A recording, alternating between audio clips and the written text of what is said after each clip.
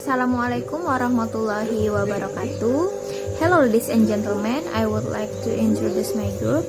I'm from group 6 and group 6 have 3 speakers. The first speaker is myself as Rona Sekar Ayu. The second speaker is Ari Anhar and the last speaker is Nurul Komaria. And six group membahas tentang rencana pembangunan sekolah atau madrasah. Yang pertama ada tahap penyusunan yang akan saya bahas. Di tahap penyusunan memiliki 5 poin, yaitu yang pertama identifikasi tantangan, yang kedua analisis tantangan dan rencana strategis pemecahan, yang ketiga program perumusan, keempat perumusan rencana biaya dan rencana, dan yang kelima pengesahan RKS kepala madrasah, sekolah, komite madrasah, dan kepala departemen agama. Baik, materi yang kedua yaitu mengenai analisis tantangan dan strategis kondisi sekolah atau madrasah yang akan dijelaskan oleh Nurul Komariah. Assalamualaikum warahmatullahi wabarakatuh. Perkenalkan, nama saya Nurul Komariah. Di sini saya akan melanjutkan materi dari saudari Rona Sekar Ayu. Saya akan sedikit menjelaskan tentang analisis tantangan dan strategis kondisi sekolah atau madrasah. Langkah-langkah dalam menganalisis adalah sebagai berikut. Yang pertama, menentukan masalah atau tantangan utama. Kedua, menentukan penyebab masalah atau tantangan utama. Yang ketiga, menentukan alternatif pemecahan masalah atau tantangan utama. Yang keempat, menganalisis sekolah atau madrasah 4 tahun yang akan datang. Yang terakhir, menetapkan sasaran. Mungkin itu saja. Materi selanjutnya akan disampaikan oleh teman saya, Saudara Ari Anhar. Wassalamualaikum warahmatullahi wabarakatuh. Assalamualaikum warahmatullahi wabarakatuh. Baiklah, di sini saya akan melanjutkan penjelasan dari teman saya. Selanjutnya saya akan menjelaskan tentang poin D, rencana kerja tahunan sekolah atau madrasah. Nah, berdasarkan Permendiknas nomor 19 tahun 2007 tentang standar pengelolaan setiap sekolah pada semua jenjang pendidikan.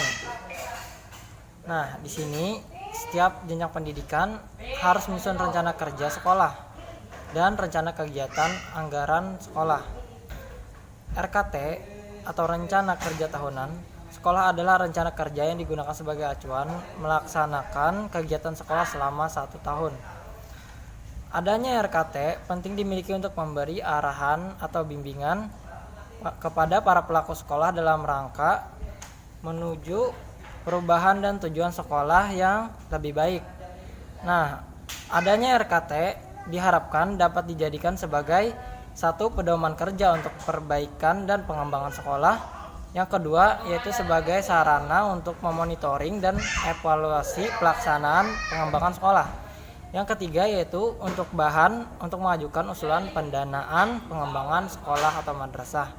Nah, tujuan dari penyusunan RKT ini sendiri yaitu 1. Menjamin agar perubahan atau tujuan sekolah yang telah ditetapkan dapat tercapai dengan tingkat kepastian yang tinggi.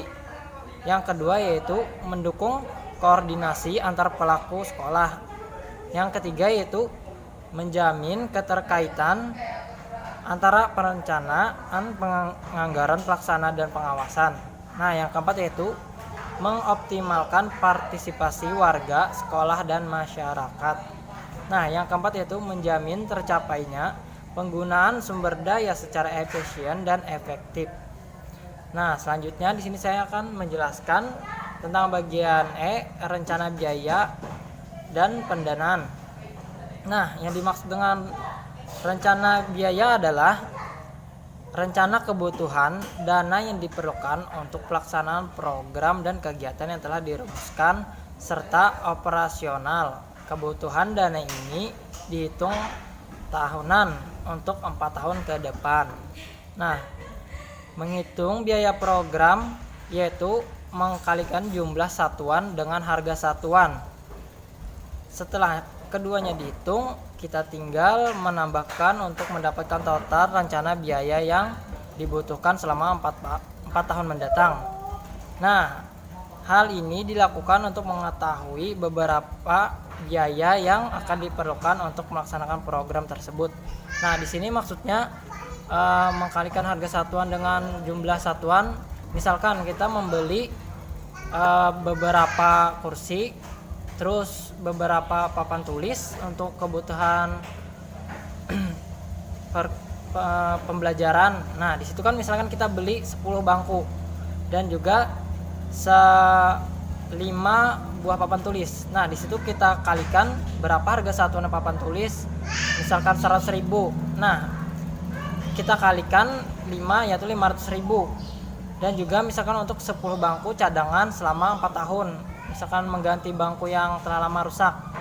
Misalkan harga bangku tersebut satuannya 50.000, kita kalikan dengan tadi kita membeli 10 bangku. Nah, di situ 10 kali 50 menjadi 500.000. Nah, 500.000 tambah 500.000 yaitu dengan jumlah total 1 juta rupiah untuk jangka waktu 4 tahun mendatang. Nah, contohnya kurang lebih seperti itu. Mungkin itu saja yang dapat saya sampaikan. Kurang lebihnya mohon dimaafkan. Wassalamualaikum warahmatullahi wabarakatuh.